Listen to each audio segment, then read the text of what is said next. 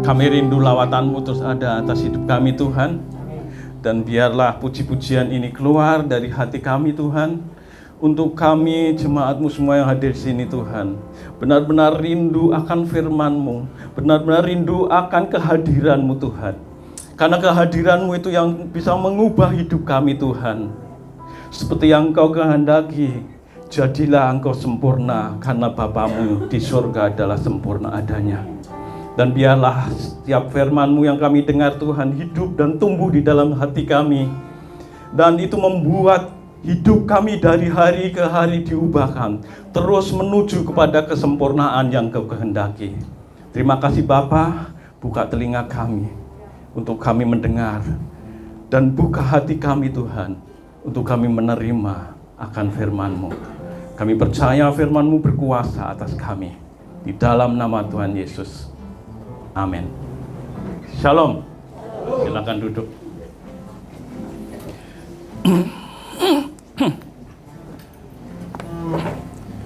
Ya, pagi ini kita akan mendengarkan firman Tuhan. Dan biarlah kebenaran firman Tuhan ini benar-benar nyata di dalam kehidupan kita. Kita akan baca secara bergantian. Kita buka di dalam Lukas 8. Ya. Lukas 8 mulai ayat yang ke-5 sampai dengan ayat yang ke-15, 10 ayat ya. Yang sudah dapatkan katakan amin. Amin. Ya, kita akan baca. Saya baca ayat yang ganjil, saudara baca ayat yang genap. Judul perikopnya perumpamaan tentang seorang penabur. Ayat yang 5 saya baca. Adalah seorang penabur keluar untuk menaburkan benihnya. Pada waktu ia menabur, sebagian benih itu jatuh di pinggir jalan, lalu diinjak orang dan burung-burung di udara memakannya sampai habis. Sebagian jatuh di tanah yang berbatu-batu, dan setelah tumbuh ia menjadi kering karena tidak mendapat air. Sebagian lagi jatuh di tengah semak duri, dan semak itu tumbuh bersama-sama dan menghimpitnya sampai mati. Dan sebagian jatuh di tanah yang baik, dan setelah tumbuh berbuah 100 kali lipat. Setelah berkata demikian, Yesus berseru, "Siapa mempunyai telinga untuk mendengar, hendaklah ia mendengar." Murid-muridnya bertanya kepadanya, apa maksud perumpamaan itu? Lalu ia menjawab, "Kepadamu diberi karunia untuk mengetahui rahasia kerajaan Allah, tetapi kepada orang lain hal itu digunakan dalam perumpamaan, supaya sekalipun memandang mereka tidak melihat, dan sekalipun mendengar mereka tidak mengerti." Inilah arti perumpamaan itu. Benih itu ialah firman Allah. Yang jatuh di pinggir jalan itu ialah orang yang telah mendengarnya. Kemudian datanglah iblis lalu mengambil firman itu dari dalam hati mereka, supaya mereka tidak percaya dan selamat. Yang jatuh di tanah yang berbatu-batu itu ialah orang yang setelah mendengar firman itu menerimanya dengan gembira, tetapi mereka itu tidak berakar. Mereka percaya sebentar saja dan dalam masa pencobaan mereka murtad. Yang jatuh dalam semak duri ialah orang yang telah mendengar firman itu, dan dalam pertumbuhan hatinya mereka terhimpit oleh kekhawatiran dan kekayaan dan kenikmatan hidup, sehingga mereka tidak menghasilkan buah yang matang. Ayat 15 kita baca bersama-sama. 1, 2, 3. Yang jatuh di tanah yang baik itu ialah orang yang setelah mendengarnya firman itu menyimpannya dalam hati dan mengeluarkan buah dalam ketekunan. Amin. Ya. Ini sudah banyak didengar dan banyak cerita, mungkin di sekolah minggu juga banyak dibagikan cerita akan ini. Ya, berbicara mengenai benih. Ya. Di bumi ini banyak tumbuh-tumbuhan. Dan banyak juga tumbuhan itu yang tumbuh karena benih. Ya, setiap benih itu akan tumbuh sesuai dengan habitatnya. Misalnya teratai. Bunga teratai bijinya akan tumbuh dan dia akan berkembang di air. Kangkung. Kangkung ada bijinya nggak? Ada juga, toh. Dia tumbuhnya di mana? Di rawa, di air, ya. Mungkin ada tanahnya tapi dikit, gitu ya. Tapi kalau padi tumbuh di tanah, ya. Ada airnya juga, tapi ada saatnya airnya itu dikeringkan, ya. Begitu juga tumbuhan gandum, ya. Tumbuhan yang berbiji semuanya begitu. Nah, berbicara mengenai biji, ya, itu dia akan tumbuh sesuai dengan tempatnya. Kalau biji itu dimakan burung, burung ada yang nggak bisa mencerna biji itu, dan biji itu keluar lagi. Biji itu tumbuh nggak di dalam perut burung? Enggak, ya. Makanya ada kopi luwak. Kopi luwak itu sebenarnya kopi yang masih buah itu kan dimakan oleh luwak, ya. Dimakan, tapi bijinya itu nggak akan keterna, dan biji itu nggak akan tumbuh di dalam perutnya. Nah, setelah biji itu keluar, biji itu bisa tumbuh lagi, meskipun udah dimakan. Pernah lihat di tembok suka timbul pohon, ya? Bahkan pohon beringin ya, yang banyak, ya kan? Kalau nggak salah di depan ini ada, ya, pohon beringin, pohon ceri, itu bisa gede nggak? Bisa. Tapi kenapa bisa tumbuh di tembok? Siapa yang bawa? Biji itu dimakan oleh burung, ya kan? Nah, tapi nggak dicerna, keluar lagi. Nempel lah di tembok ada tanahnya, tumbuh. Artinya biji itu tumbuh pada tempatnya. Di sini dikatakan bahwa yang dikatakan Tuhan tadi yaitu perumpamaan tentang biji atau benih yang tersebar. Ada yang jatuh di jalan, ada yang jatuh di batu, ada jatuh di tanah yang penuh dengan duri, ada yang jatuh yang di tanah yang subur. Nah, biji itu berbicara mengenai firman Tuhan. Ya, di sini udah jelas, di situ dikatakan bahwa biji itu tentang firman Tuhan.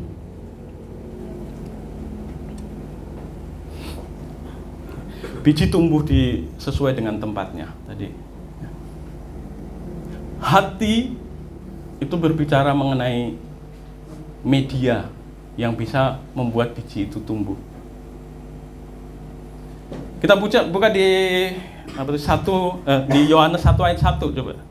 Di situ dikatakan pada mulanya adalah firman, ya. Pada mulanya adalah firman, firman itu bersama-sama dengan Allah dan firman itu adalah Allah. Jadi biji yang telah disebarkan itu kita dengar, itu adalah firman yang kita dengar. Nah, firman yang kita dengar itu tergantung dari kita menerimanya. Hati manusia itu yang bisa sebagai media untuk firman itu tumbuh. Hati ayam bisa nggak?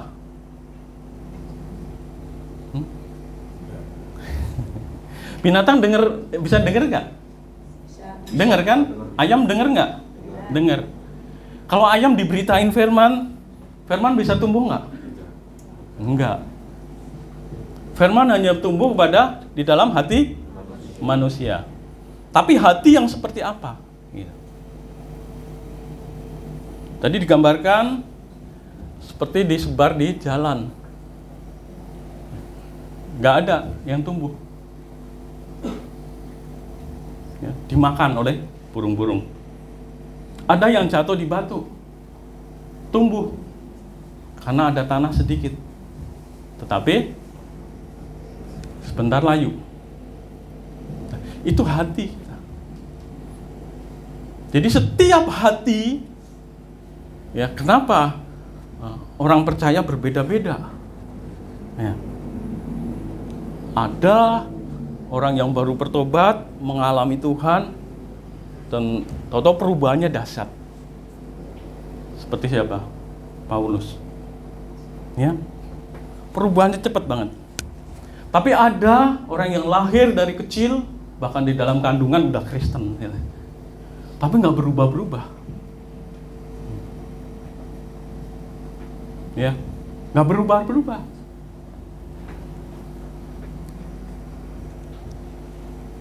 Nah, di sini bagaimana kita memiliki hati, ya, untuk menerima itu, sehingga firman-Mu itu tumbuh. Firman itu akan tumbuh di dalam hati kita kalau kita menerima. Dan firman itu akan mengeluarkan buah saat firman itu kita pelihara.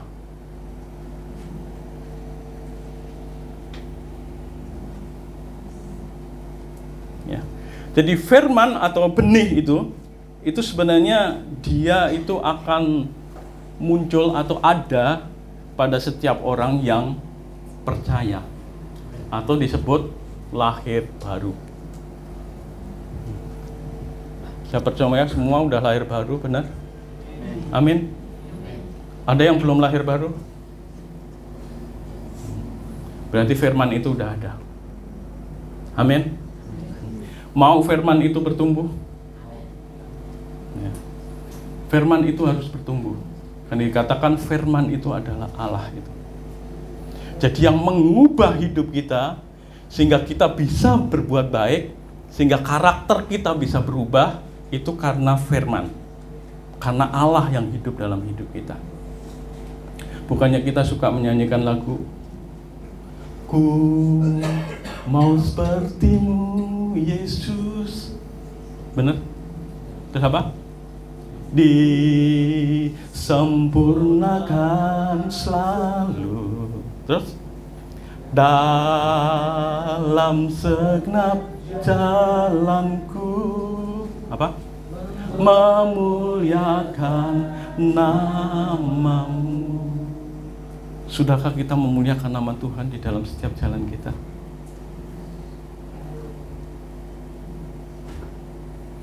Saat ada orang yang bikin masalah dalam hidup kita,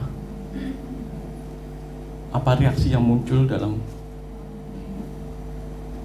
hidup kita? Apa tanggapan yang ada kalau kita sedang menghadapi masalah?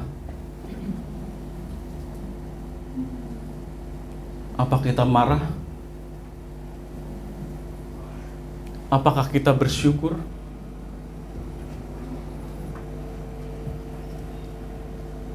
Apakah kita mengeluh? Apakah kita melawan? Atau apakah kita bisa mengatakan puji Tuhan, Tuhan itu baik? Respon-respon itu akan muncul dalam kehidupan kita. Dan itu yang dikatakan itu adalah buah. Ya. Jadi apabila firman itu tumbuh di dalam hidup kita, maka buah itu akan kelihatan. Kapan kelihatannya? Saat ada masalah.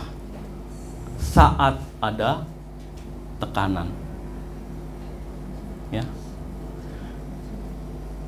Disitulah muncul respon dari diri kita.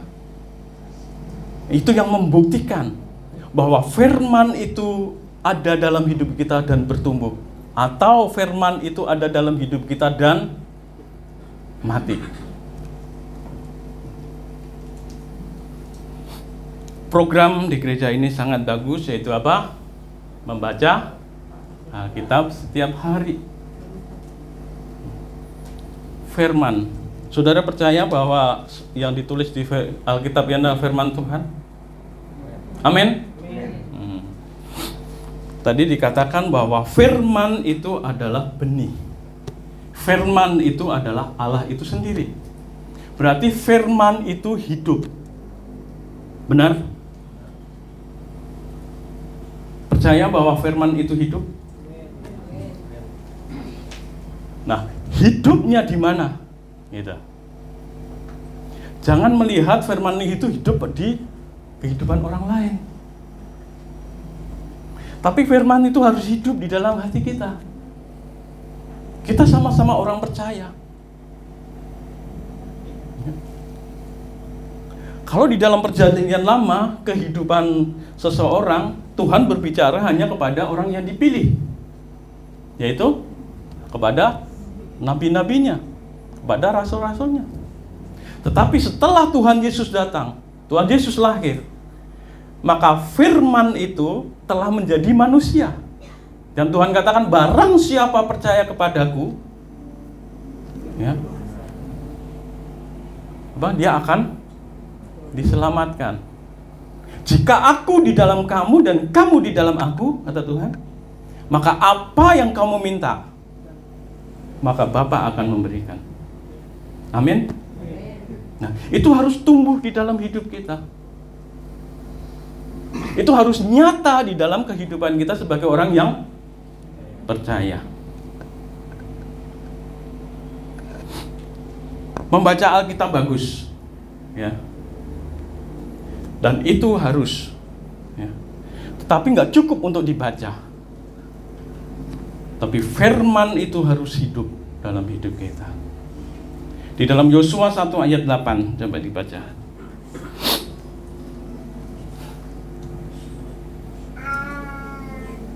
Ya. Yosua 1 ayat 8. Kami minta ada yang membacakan. Pak Abi, suaranya keras.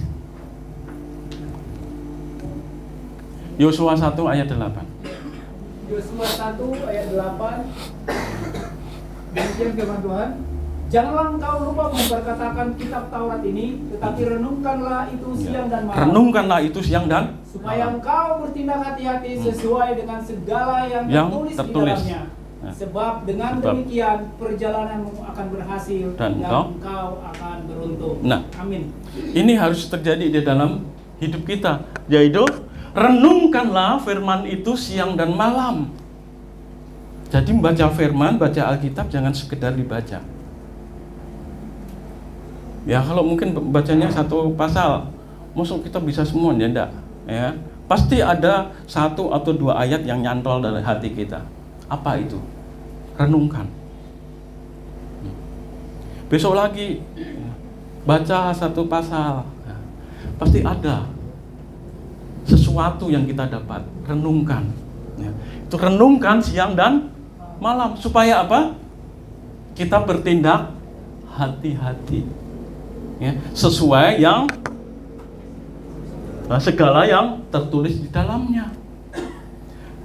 Jadi kalau firman itu kita renungkan, maka firman itu tumbuh dalam hati kita, tumbuh dalam hidup kita, sehingga kita menghadapi masalah, maka firman itu muncul.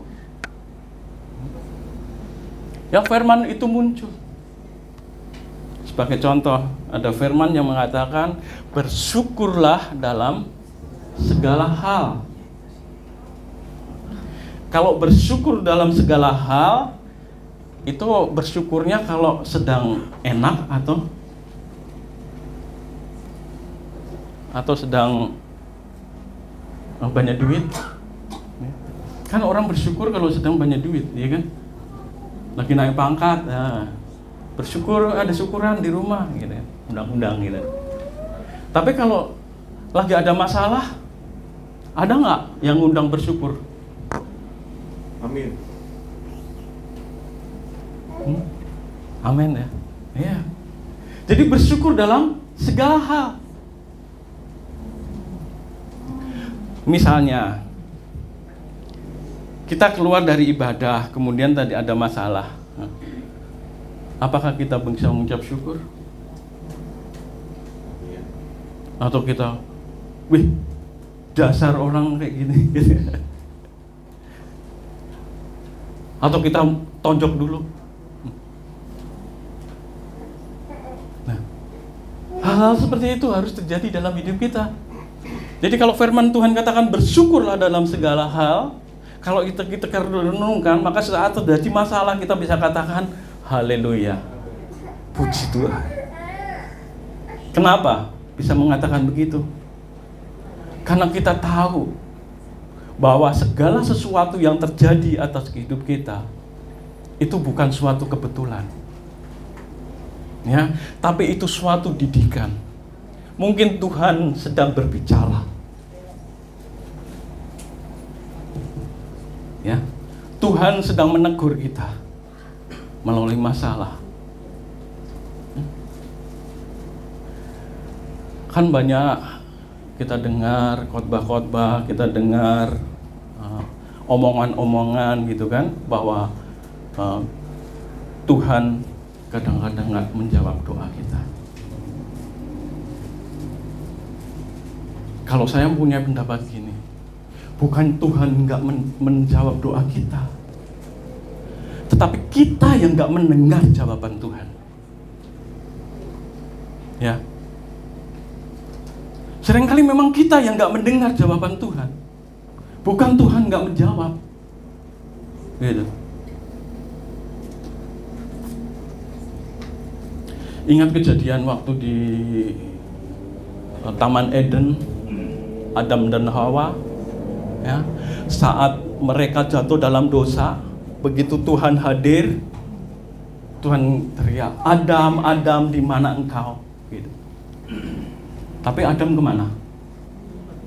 Ngumpet, pergi, nggak mau dengar. Itu bisa terjadi dalam hidup kita saat kita berdoa. Kita berdoa, kita minta, dan seterusnya. Ya. Mungkin udah puasa, udah memuji Tuhan dan sebagainya, tapi merasa kita nggak ada jawaban di situ. Saya katakan bukan Tuhan nggak menjawab, tapi kitanya nggak dengar apa jawaban Tuhan. Untuk itu kita harus bisa bersyukur. Bersyukur. Di dalam Yesaya dikatakan apa? Tidak kurang panjang tangan Tuhan untuk menolong. Tidak kurang peka apa? Telinga Tuhan untuk mendengar doa kita. Tuhan dengar. Ya. Tuhan tahu apa yang kita butuhkan. Tapi kadang kita nggak mau tahu. Ya. Kita minta, tapi sebenarnya kita nggak percaya. Ada yang begitu?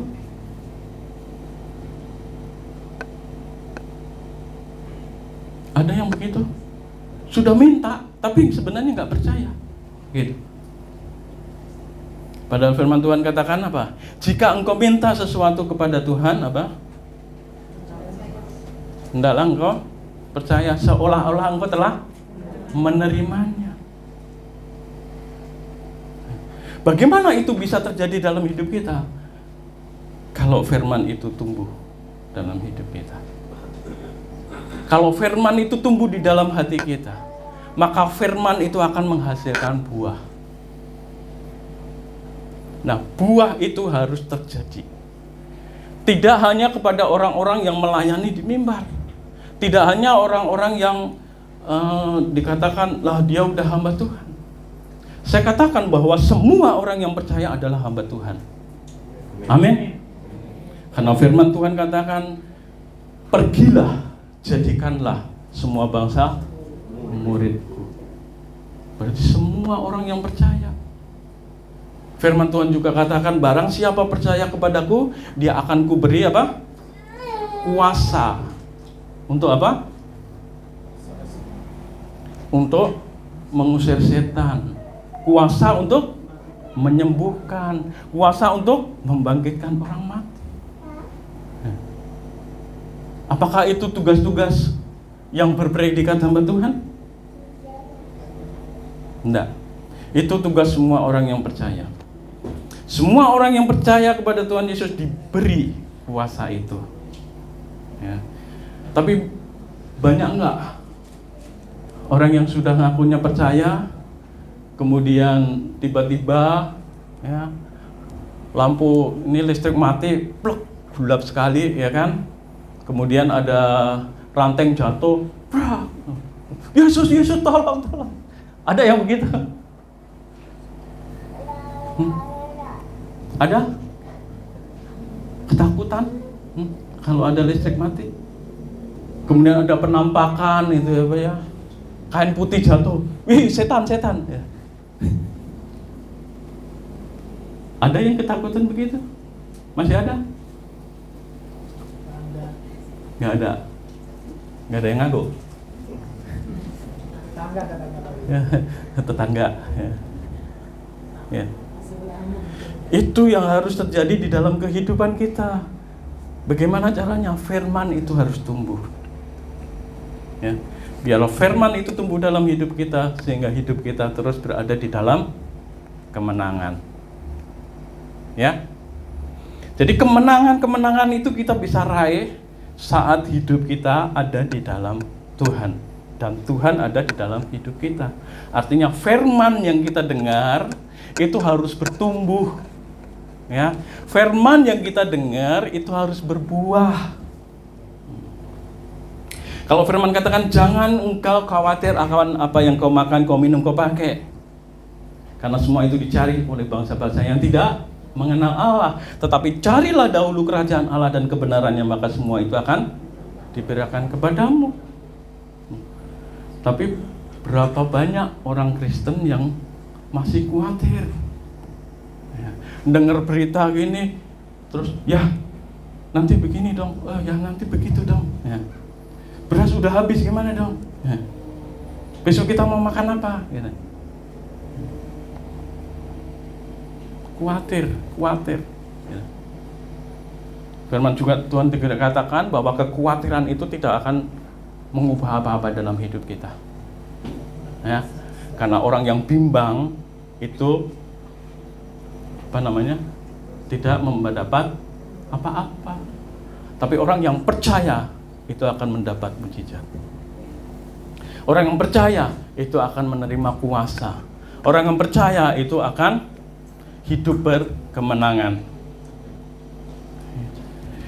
Jadi langkah yang harus kita lakukan kalau kita masih berada di situ, ya pertama yaitu bertobat. Terima Tuhan Yesus ada di dalam hidup kita. Dan saat itu firman itu, benih itu ditaburkan. Dan biarlah firman itu tumbuh. Ya, jadikan hati kita ini seperti tanah yang gembur.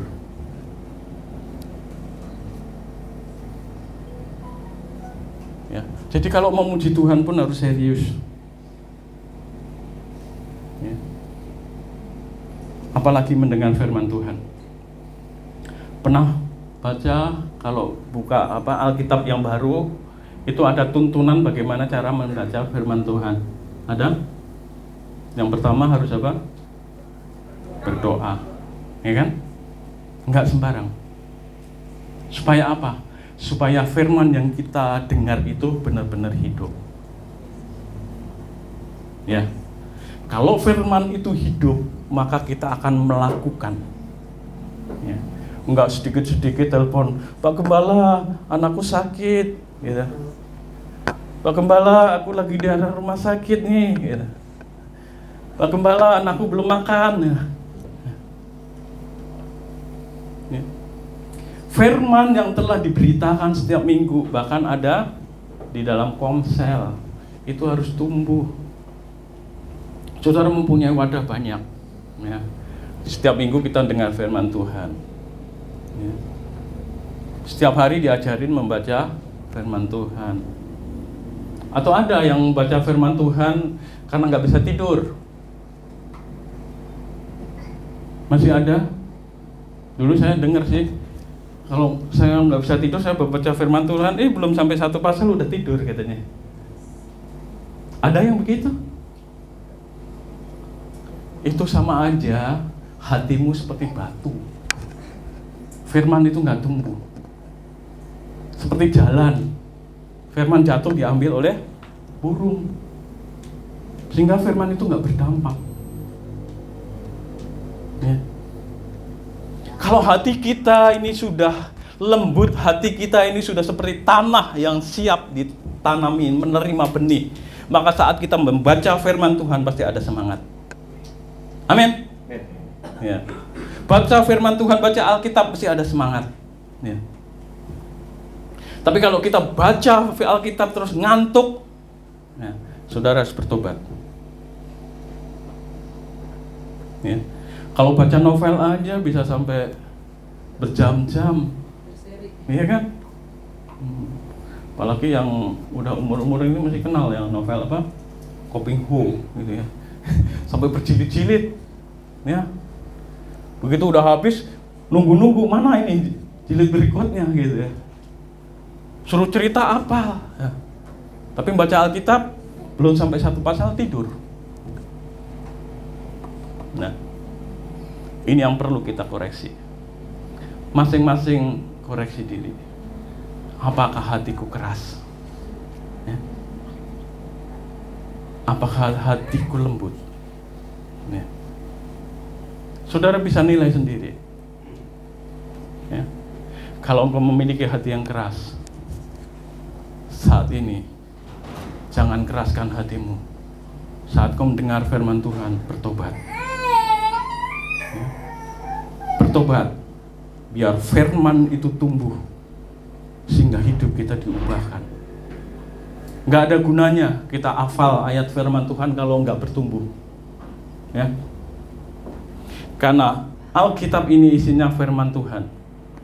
Firman Tuhan itu berkuasa. Jadi firman itu harus ada dalam hidup kita, sehingga hidup kita pun menjadi berkuasa. Ya. Satu ayat terakhir yaitu, percayalah kepada Tuhan dan lawanlah iblis, maka dia akan lari daripadamu. Ada di mana? Coba dicari.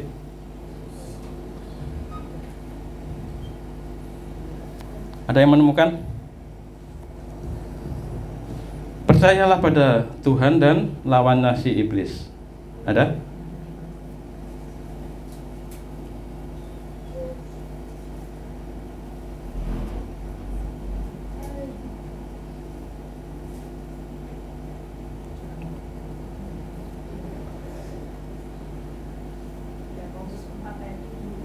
Yakobus 4 ayat 7, coba dibaca. Bisa. Bisa ditampilkan. Ya, maka dari itu tunduklah kepada Allah dan lawanlah si iblis, maka dia akan lari daripadamu. Seringkali kalau kita ada masalah bukan kita lawan, ya, tapi kita menyerah. Dengan dalih apa? Ya kita kan masih manusia gitu. Ya kita kan hidup di dunia gitu. Betul nggak? Iya tak? Ya kita kan bukan Tuhan katanya. Manusia tetap aja jadi manusia. Sampai engkau mati tetap aja manusia gitu. Nggak bisa berubah, nggak akan jadi dewa, nggak akan jadi malaikat. Maka dalih-dalih seperti itu coba hilangkan. Ya kita kan belum sempurna ya. Memang kita belum sempurna ya. Tetapi Tuhan memperlengkapi supaya kita menjadi sempurna. Tuhan katakan lawan kita bukanlah darah dan daging. Artinya bukan sesama kita, tetapi lawan kita adalah roh-roh jahat, penguasa-penguasa udara. Dan Tuhan perlengkapi itu. Ya. Tuhan telah memberikan perlengkapan senjata Allah. Tuhan katakan, tunduklah kepada Allah.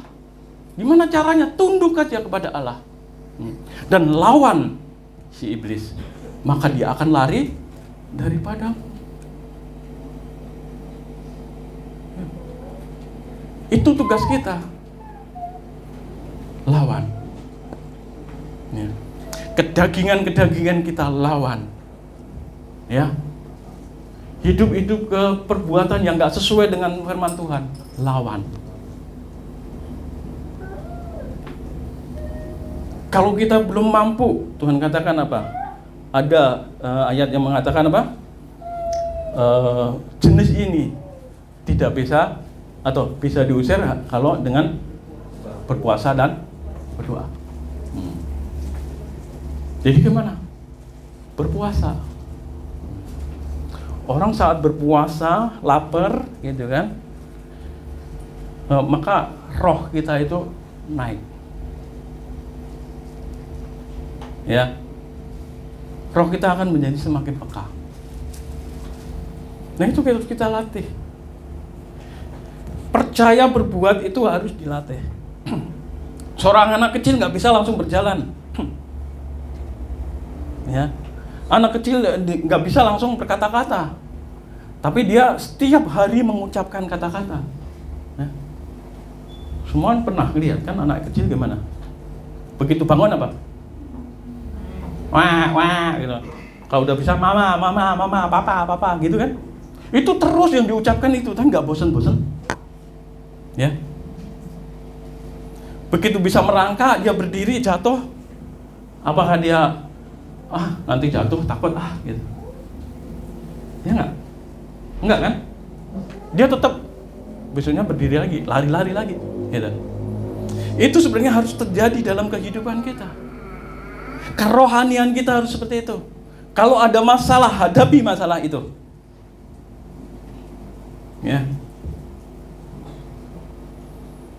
Jangan kalau ada masalah nyerah. Ya enggak apa-apalah. Kita kan memang belum bisa. Ya. Kita kan memang masih manusia. Ya. Kita kan masih berdosa. Ya. Itu namanya menyerah. Atau panggil Pak Pendeta, panggil Pak Gembala. Pak Gembala, aku ada masalah gini-gini. Saudara sudah diajar. Firman Tuhan mengajar kepada saudara. Dan firman itu harus hidup dalam saudara, sehingga saudara hidup di dalam kemenangan. Ya. Kemenangan demi kemenangan kita harus raih. Bagaimana kalau kita enggak mencoba? Bagaimana kalau kita menyerah? Enggak bisa terjadi. Maka dari itu, setiap engkau dengar firman Tuhan, renungkan itu. Jadikan firman itu hidup. Dan setiap ada masalah, jangan kau menyerah. Masalah akan kita hadapi. Ya, masalah bisa kita hadapi. Kalau engkau menyerah, masalah itu nggak akan selesai. Persoalan itu nggak akan selesai. Tetapi kalau itu kita hadapi terus, kita latih hidup kita, kita latih iman kita, kita latih percaya kita kepada Tuhan dengan berserah. Nggak gampang berserah kalau kita nggak mau latih. Tapi kalau kita mau latihan, maka itu akan terjadi dalam kehidupan kita. Amin. Ya. Saya kesaksian dikit.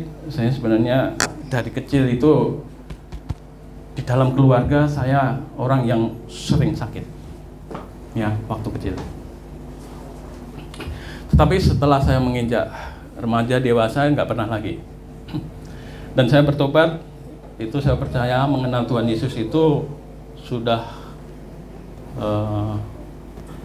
SMA, ya, kelas 2 atau kelas 3 gitu. Itu benar-benar saya baru mengenal siapa itu Tuhan Yesus. Dan semenjak itu berubah. Saya nggak pernah minum obat, ada sakit. Kalau nggak terpaksa banget, udah nggak bisa nahan, nggak bisa, baru saya minum obat. Pernah kejadian anak saya yang paling pertama itu sakit sampai 4 hari, panas. Hari pertama, kedua, ketiga, orang udah pada ribut. Tetangga pada ribut. Itu anak pertama, ya, ini begini gitu. Tapi saya belajar, saya beriman. Hari keempat pasti sembuh. Dan benar. Hari keempat begitu bangun tidur, anak saya sehat. Seperti enggak terjadi apa-apa. Dan saya juga setelah dewasa saya mengenal istri ya, dan berkeluarga itu saya enggak, kalau enggak terpaksa enggak akan periksa ke rumah sakit. Saat COVID pun saya enggak mau di rumah sakit, diperiksa enggak mau. Kemarin yang kaki saya kena mesin itu terpaksa saya nggak bisa jahit sendiri. Kalau saya bisa jahit sendiri, saya jahit sendiri itu. Saya nggak ke rumah sakit. Karena nggak bisa. Ya, saya teriak, bawa ke rumah sakit. Ya. Tapi puji Tuhan, itu semua saya bilang seizin Tuhan. Jadi setiap masalah yang ada hidupmu, katakan bahwa itu seizin Tuhan. Dan aku mau Tuhan hidup dalam aku. Ya. Kalau Tuhan ada di dalamku, maka setiap masalah yang kita hadapi, kita akan memperoleh kemenangan. Ya. Dengan cara apa? Dilatih. Nggak ada tentara yang bisa berperang tanpa latihan. Ya. Nggak ada anak yang bertumbuh tanpa latihan. Semua harus dilatih. Gitu juga hidup rohani kita harus dilatih. Ya.